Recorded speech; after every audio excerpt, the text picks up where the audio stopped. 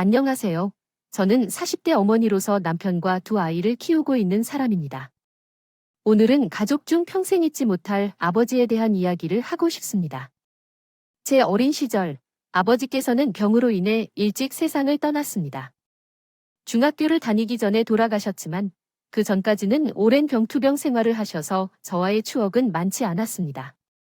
늘 아버지 얼굴을 닮은 저는 어릴 적부터 아버지를 따라다니곤 했습니다. 아버지께서 일하러 나가시면 하루 종일 붙어 다니며 엄마를 쫓아다닐 정도였기에 엄마가 저를 더욱 그리워하셨던 것 같습니다. 어머니가 아버지를 사랑하고 존경하는 모습을 보면서 더욱 그리워하게 되었습니다. 아버지께서는 이른 나이에 병을 얻고 점차 쇠약해져 가셔서 나날이 쇠약해지는 아버지 모습은 제게는 매우 두려운 일이었습니다. 아버지의 얼굴이 모르게 쇠약해지는 것을 보는 것은 아버지 아니면 못하는 큰일이었습니다. 감사합니다. 무섭다면 그래도 한동안은 학교 다녀오면 늘 아버지가 계시는 방에 가서 조용히 조절을 하곤 했습니다. 그러나 시간이 흐를수록 나는 아버지와 멀어졌다. 아버지의 병세가 악화되면서 의식 없이 있는 시간이 많아졌기 때문에 엄마가 아버지를 귀찮게 해선 안 된다고 했다. 그렇게 나는 아버지와 함께했지만 함께하지 않은 어린 시절을 보내야 했다. 매주 월요일마다 다른 친구들은 주말에 아버지와 노는 이야기를 하고 기뻐하면서 대화를 나누는데 나는 그 곁에서 조용히 슬픔을 간직해야 했다. 다른 친구들과는 다르게 나는 아버지와의 추억이 적어서 아쉬웠다. 아버지와 함께한 좋은 추억들을 많이 쌓았을 텐데 나는 그런 기회가 없어서 안타까웠다. 나는 아버지가 얼마나 사랑했는지 알고 있었지만 그 사랑을 느끼지 못한 채로 지내는 것이 가슴 아팠다. 결국 아버지가 버티지 못하고 돌아가셨을 때 나는 죄책감과 미련으로 가득 찼다. 아버지가 돌아가신 후 엄마는 어려워 보였다. 그동안 아버지를 돌보거나 신경 쓰던 일들을 혼자 맡아야 했기 때문에 아픔과 슬픔이 컸을 것이다. 그러나 아버지를 일찍 보내놓은 후련함도 있을 것이다.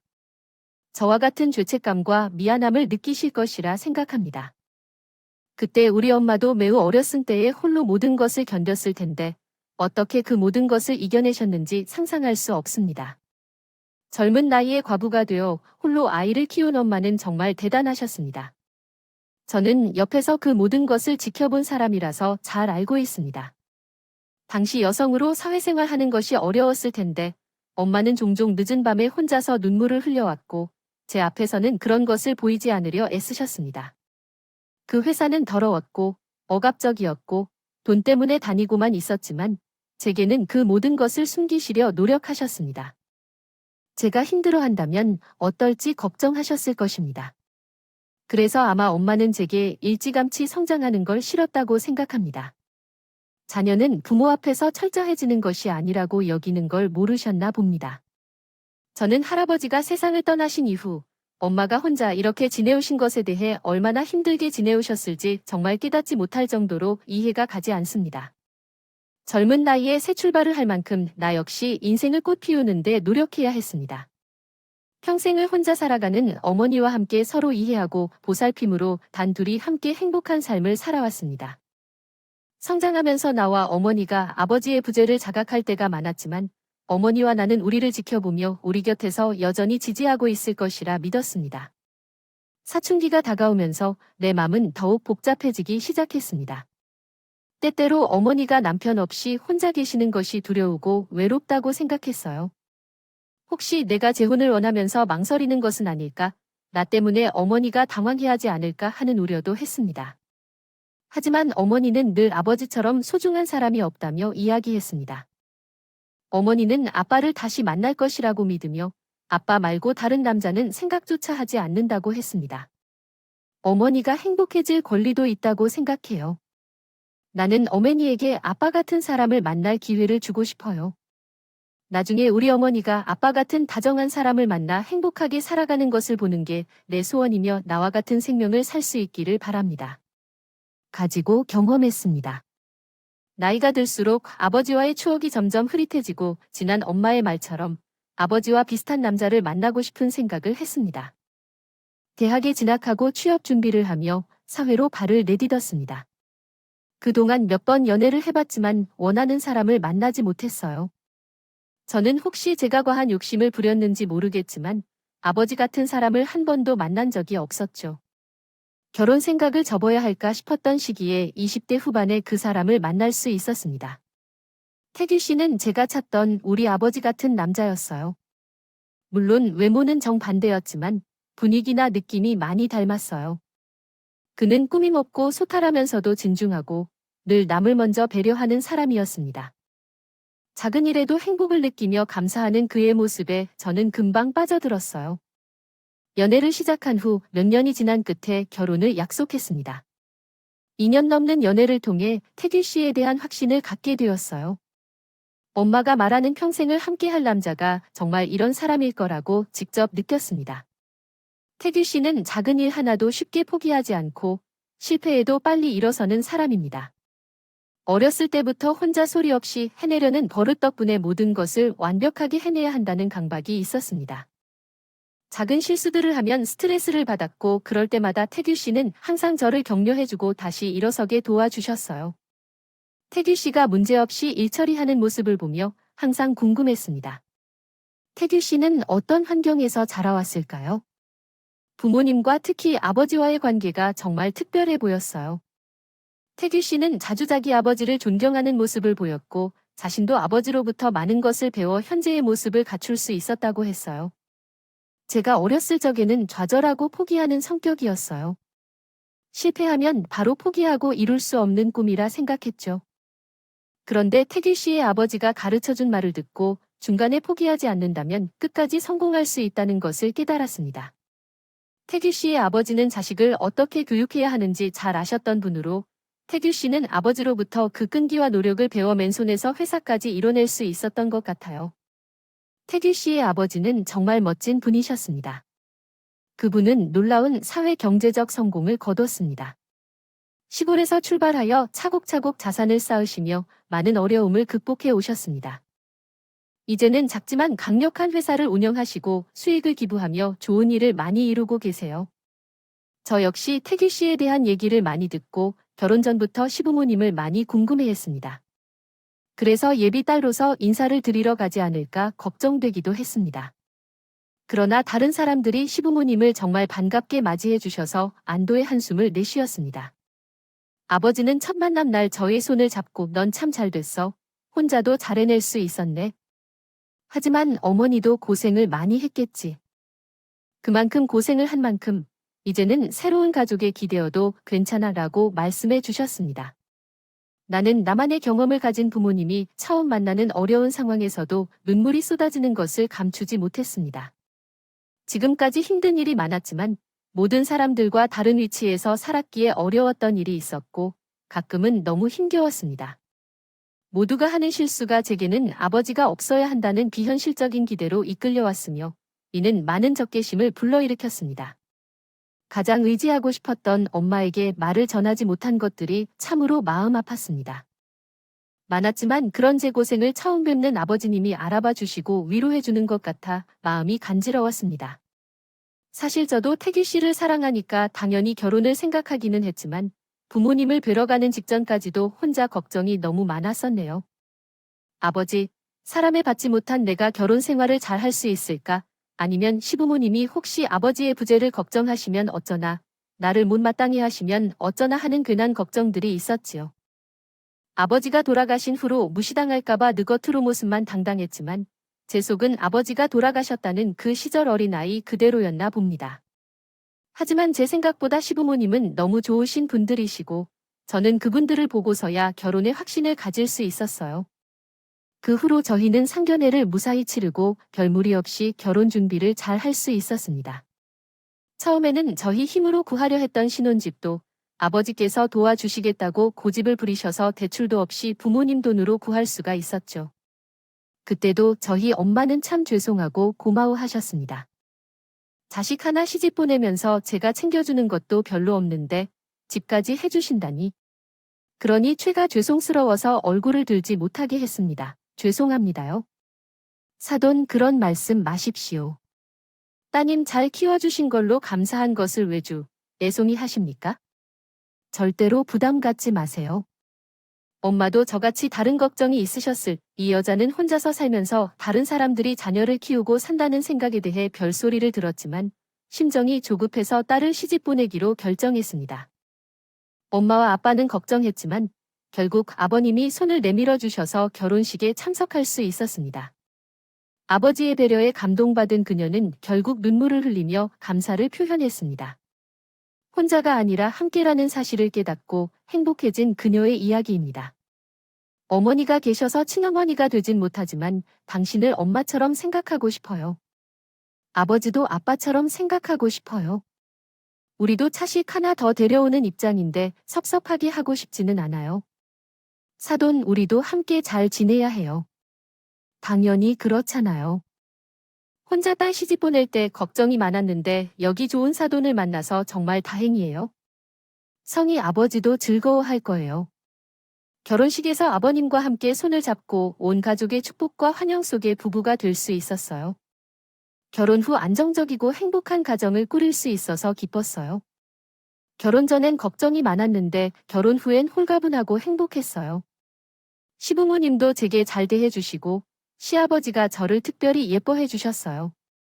부분한 할아버지가요. 그래서 저는 시어머니보다 시아버지가 더 편할 때가 많았습니다. 그래서 친정엄마한테도 못하는 얘기를 시아버지 앞에서는 서슴없이 하기도 했어요.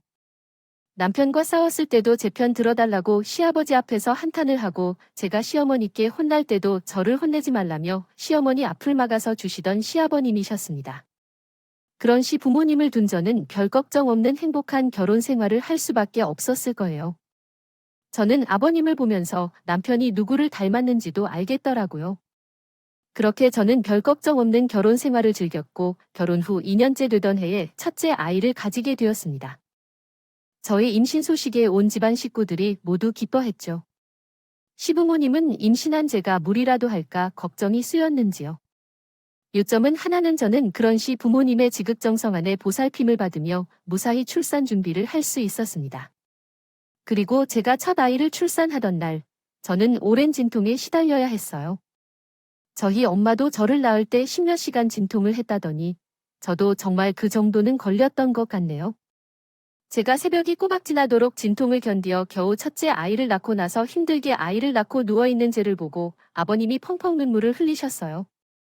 아가 고생했다. 정말 고생했어. 정말 큰 일 해냈다.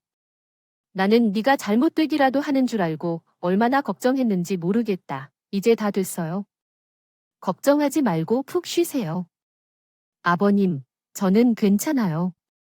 어머, 근데 아버님 오세요. 아예 늙은이가 주책이지.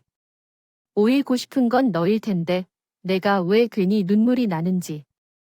그래도 정말 고생했다. 계속 고생했다는 말씀만 하시고 기어이 눈물을 흘리시는 시아버지를 보며 저는 문득 돌아가신 아버지 생각이 났습니다. 우리 아빠가 살아있었더라면 이렇게 눈물을 흘리셨을까? 위로해 주셨을까? 많은 생각이 들더라고요. 그리고 제게는 이제 시아버지가 친정아버지 대신이라는 생각이 들었고 저는 그때부터 시아버지를 친정아버지처럼 생각하게 되었습니다. 아마 추억이 별로 없던 아빠보다 친정아빠와의 추억이 더 많았을 거예요. 시아버지를 아빠처럼 생각하며 딸처럼 굴었던 저는 시부모님을 모시고 여기저기 많이 다니기도 했습니다. 어린아이들을 업고 제주도를 갔던 것이 아직도 기억이 납니다. 이렇게 좋은 분들을 좀 일찍 만났더라면 얼마나 좋았을까? 유난히 나이 드신 시아버지 때문에 저는 늘 아쉬움이 컸습니다. 그래도 요즘은 100세 인생이라는데 우리 아버님도 오래오래 건강하게 사셔서 좋은 것들 보시고 저희와 추억을 많이 쌓으시기를 바랐습니다.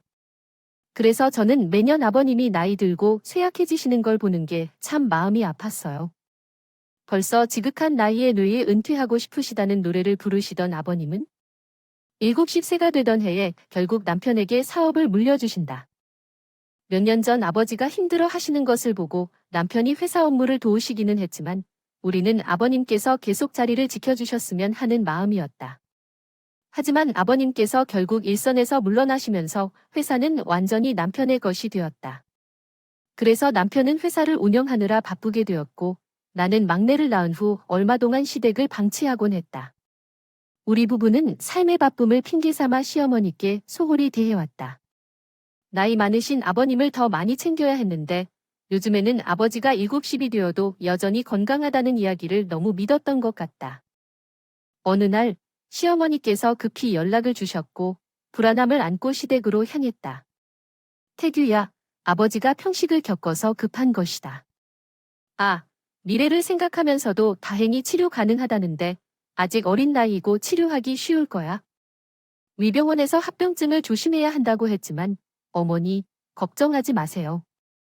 아버님은 아직 건강하시고 치료를 받으면 괜찮을 거예요. 요즘 치료 기술이 발달했으니까. 그래, 엄마. 우리도 알아보겠다. 너무 걱정하지 마세요. 걱정하는 시어머니 앞에서는 괜찮은 척했다. 말은 했지만 사실 저는 겁이 났습니다. 저도 집에 환자가 있어 본 적이 있어서 그 두려움이 더 와닿았던 것 같아요. 그래도 걱정만 하고 있을 수는 없었습니다. 저는 아이들을 친정에 맡겨두고 아버님을 모시고 여기저기 병원을 다녔어요. 유명한 교수님을 만나겠다고 몇 주 걸려 예약을 하고 아버님을 위한 최선의 방법을 찾아보기로 했죠. 다행히도지 아닌지 다들 하는 말은 비슷했습니다. 치료에 약 방법이 없는 건 아니지만 결국 합병증과 연세가 있으신 아버님의 치료를 잘 견딜지가 문제였죠. 하지만 포기할 수 없었던 저희는 무엇이든 해보겠다 말하며 아버님의 치료를 시작하게 되었습니다. 시어머니와 제가 돌아가며 아버님을 챙겼고 남편 역시 회사 일로 바쁜 와중에도 신경을 많이 썼어요. 온 가족들의 관심과 노력 속에 아버님이 하루빨리 쾌차시기를 바랬습니다. 하지만 역시 치료는 쉽지 않았어요. 아버님은 매번 항암 치료 때마다 너무나 괴로워하셨고 집에서는 거동조차 하지를 못하셨습니다. 그 중에서도 같이 계시는 시어머니가 제일 힘드셨겠어요. 그래서 그러셨는데 시어머니는 결국 아버님을 병원에 모시거나 간병인을 원하셨습니다. 간병하는 것도 쉬운 일이 아니야? 내가 와서 들여다보는 것만으로 해결되는 게 아니야? 하루 종일 붙어 있는 게 아니잖니? 너도 애들 챙겨야 할 거고 나도 너무 지쳐버렸어요. 그래서 우리 그냥 간병인을 고용하거나 병원에서 돌보게 하는 것이 좋을 것 같아요. 그렇지 않으면 난병인이 되어야 할 것 같아요. 처음부터 그 생각을 한 적은 없었어요. 병원에는 의료진도 있고 혹시 아버님께서 그게 더 나을지도 모르겠다는 생각도 했어요. 하지만 다른 사람에게 맡기기가 쉽게 마음먹질 않았어요. 저도 간병이 얼마나 힘든 일인지 알고 있었지만 아버님을 포기하고 싶지 않았어요. 많이 고민한 끝에 결국 제가 어머니 대신 아버님을 돌보기로 결정했어요. 어머님을 많이 생각해봤지만 아직은 아버님께서 꽤 괜찮으신 시기가 더 많고 병원에 계신 건 답답하실 것 같아요. 그리고 모르는 사람에게 몸을 맡기는 것도 불편하실 것 같아요. 제가 잘 할 수 있을지는 모르지만 어머님이 괜찮으시면 제가 아버님을 돌보겠다고 제안해보고 싶어요. 근데 저는 애들도 키워야 하는데 어떻게 할까요? 이 애들은 유치원 보내고 저녁에만 친정 엄마한테 부탁하고 남편이 좀 도와주면 될 것 같아요. 정말로 도울 수 있겠니? 당신이 시아버지를 생각하는 건 알지만 그래도 아들도 아니고 며느리가 시아버지를 모시는 게 쉬운 일은 아니에요. 나도 투손을 받았는데 당신이 해낼 수 있을 거라고 생각하세요? 저도 많이 고민했어요. 아버님께서 다른 사람의 손에 맡기신 것을 내가 견딜 수 없어서 그래요. 아직은 아버지가 안 좋은 생각하고 싶지 않지만 아버지를 보내드릴 때 후회가 많이 되었어요. 그래서 아버님께는 그런 후회를 더 하고 싶지 않네요. 한 번은 해보겠어요. 믿어주세요. 결국 저는 시아버지를 모시게 되었습니다. 아이들 때문에 엄마에게는 미안했지만 우리 엄마도 아버지를 걱정 많이 하셨는지 아이들을 흔쾌히 맡아주셨어요. 그 덕분에 조금 마음 놓고 아버님을 돌볼 수 있었습니다. 아버님을 모시고 병원을 다니고 식사를 챙기며 간병을 하게 되었습니다. 그래도 그때까지는 치료도 꾸준히 받으시며 크게 걱정할 만한 수준은 아니었어요. 그런데 1년이 지나고 아버님의 증상이 눈에 띄게 나빠졌습니다. 걱정하던 합병증이 찾아왔던 거였죠. 병원에서는 치매 초기 증상이라며 치매 때문에 치료가 어려울 것이라 걱정하셨습니다. 어렸을 때부터 어려운 형편을 이겨내신 아버님은 똑똑하셨는데 치매에 걸렸다는 소식에 우리 식구들은 충격을 받을 수밖에 없었습니다. 다른 신체적인 병은 어떻게든 괜찮아져 보더라도 치매는 찾아오지 않기를 늘 바랐었는데 우리의 바람은 어쩔 수 없이 좌절되었습니다. 아버님은 일상생활에서 많이 깜빡하시고 방금 식사를 하고도 기억을 못 하셨어요. 저는 약 10년 전에 알았습니다. 또 드시는 뻔한 적도 있었고 저는 더욱더 많이 신경을 써야 했죠. 하지만 제가 피곤한 것보다 아버님의 기억력이 줄어드는 것이 더 걱정되었습니다. 어느 날은 오늘이 몇 번째인지 까마귀가 어디에 앉았는지를 잊고 어느 날은 제가 누구인지 잠시 알아보지 못할 때도 있었어요. 몸이 아프면 치매가 더 빨리 진행된다는 것이 정말이라면 아버님의 건강이 악화되어 가는 것을 지켜볼 수 없었습니다.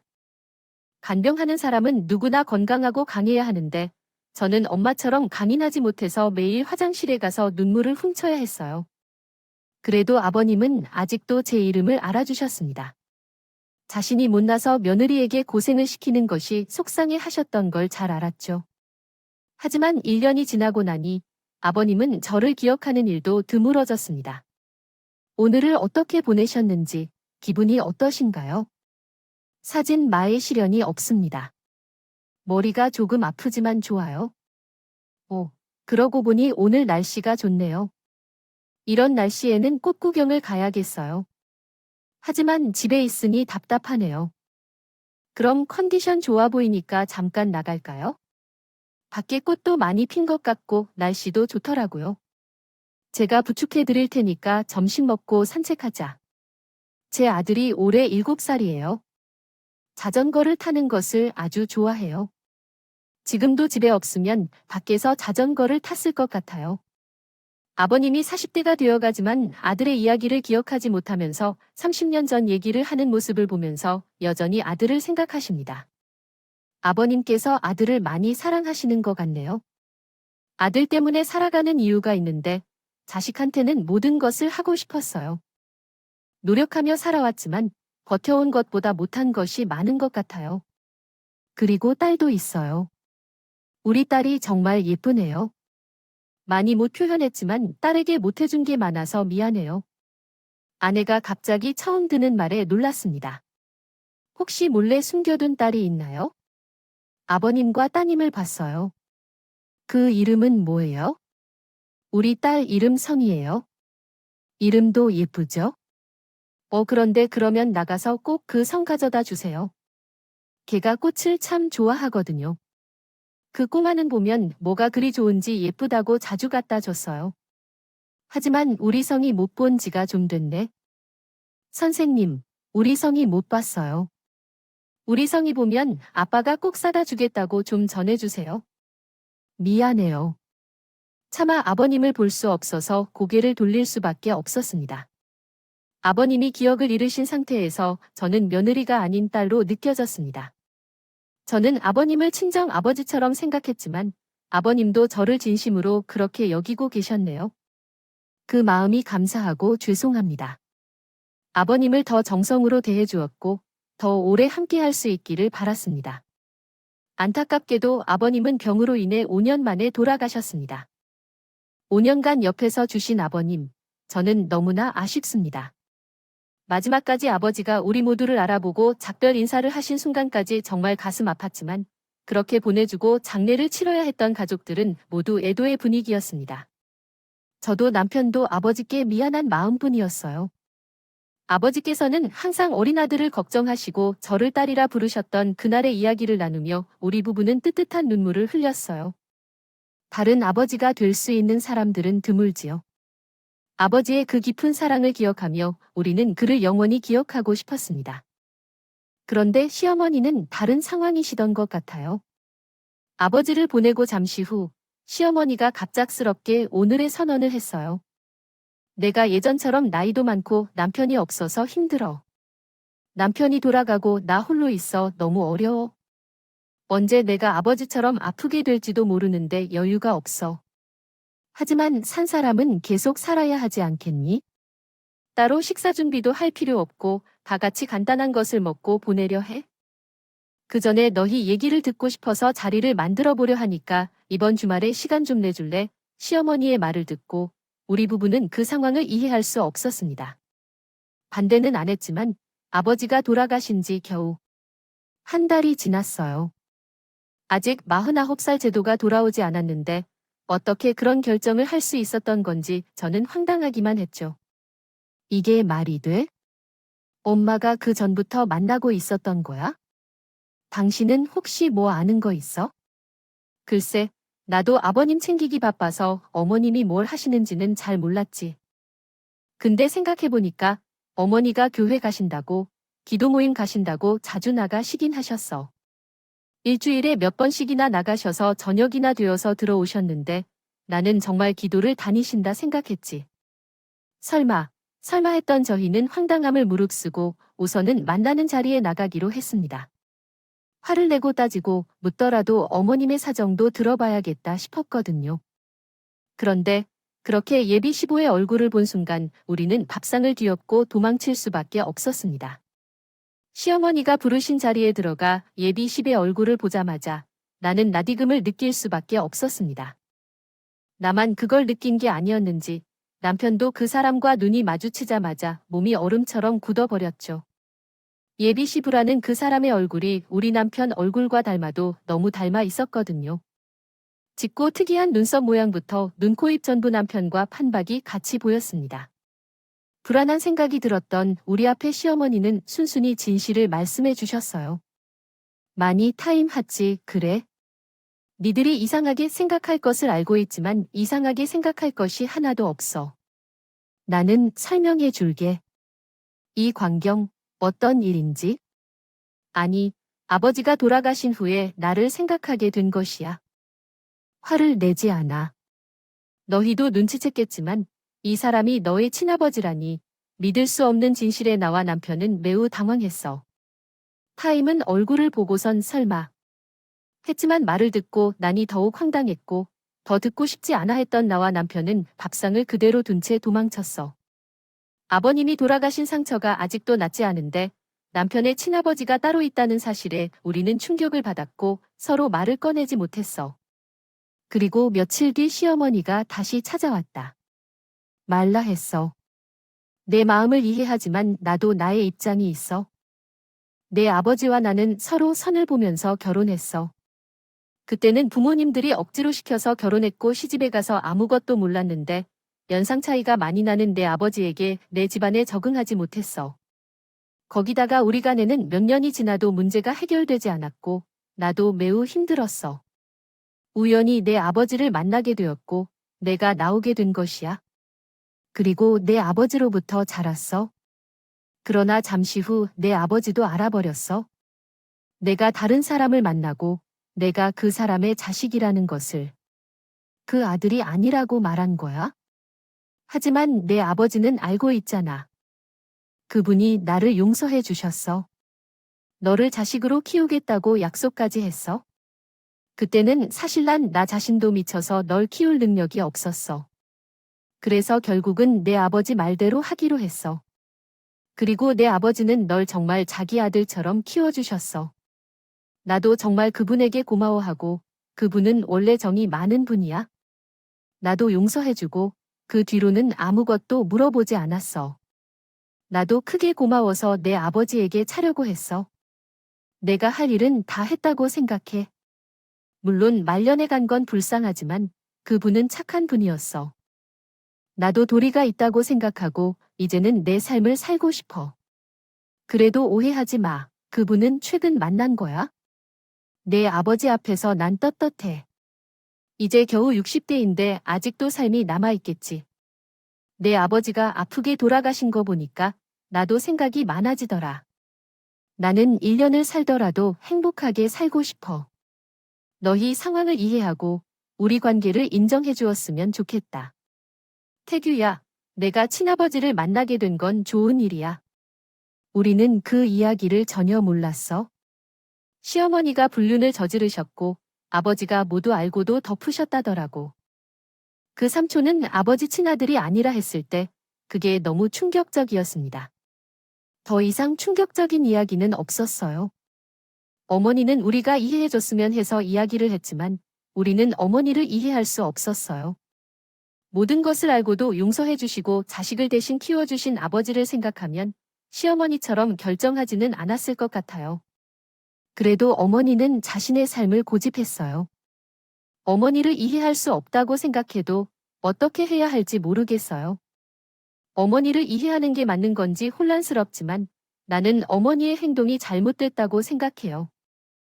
그리고 아버지에게도 잘못한 일이 있었다면 아버지가 없어진 후에도 이런 결정을 내리면 안 되는 것 같아요. 우리 아버지를 불쌍하게 생각하더라도 이런 모습을 보여줄 수는 없어요. 만약 어머니를 이해한다면 다른 방법을 찾아봐야겠어요. 나도 당신의 마음을 이해하지만 내 생각은 똑같아요. 어머니를 비인간적으로 생각해요. 엄마와는 인연을 끊을 테니까 더 이상 걱정하지 마세요. 시어머니를 외면할 수 있겠지만 남편은 다를 거라고 생각했어요.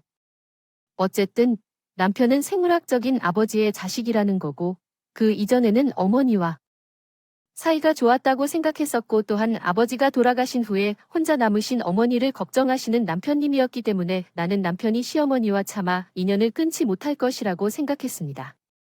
그리고 어머니도 아들이 당장 화를 내도 받아줄 밖에 없을 것이라고 생각하고 계셨습니다. 하지만 남편의 겉모습은 어머니를 닮았을지 몰라도 내면은 아버지를 닮은 사람이었습니다. 그래서 결국 최후의 결단을 내릴 수밖에 없었습니다. 우리는 시어머니와의 인연을 끊기로 결심하고 시어머니에게는 무단으로 이사를 떠난 후에 연락처를 바꿔버렸습니다. 아버지가 물려주신 회사도 다른 곳으로 옮겼고 이사를 한 후에 전화번호를 바꾸지 못해 몇 차례 전화가 왔는데 그때마다 시어머니는 저희를 매우 비난했습니다. 너희가 왜 나를 이렇게 떠날 생각을 했니? 내가 그렇게 설명해도 어떻게 너희가 나를 잘못 이해할 수 있니? 너희는 기어이 나랑 끊어버리고 싶은 건가? 내가 이해 못해. 너희는 내가 그렇게 불편하게 해줘도 실리, 제가 가족이 어떤 의미인지를 품고 있어서 마지막으로 말씀을 드리겠습니다. 제발 돌아가신 아버지께서 용서해 주실 것 같이 행동해 주세요. 아버지를 보기가 참 어려울 것 같아요. 어머님 마음이 변하지 않는다면 앞으로 연락하지 않도록 하겠습니다. 어떻게든 우리를 찾아오려고 하지 마세요. 우리는 그냥 어머니와 아버지가 같은 날 오후 1시에 떠난 줄로 생각할 거고 없는 사람 7이라서 끊을 거예요. 제 잔인한 전화에 화를 내셨는지 시어머니는 최종적으로 욕설까지 했지만 저는 아무렇지도 않아요. 그 후 몇 년이 지나고 부부는 결국 전화번호까지 변경했고 여전히 이 쉬운 어머니와 연락하지 않고 살아가고 있어요.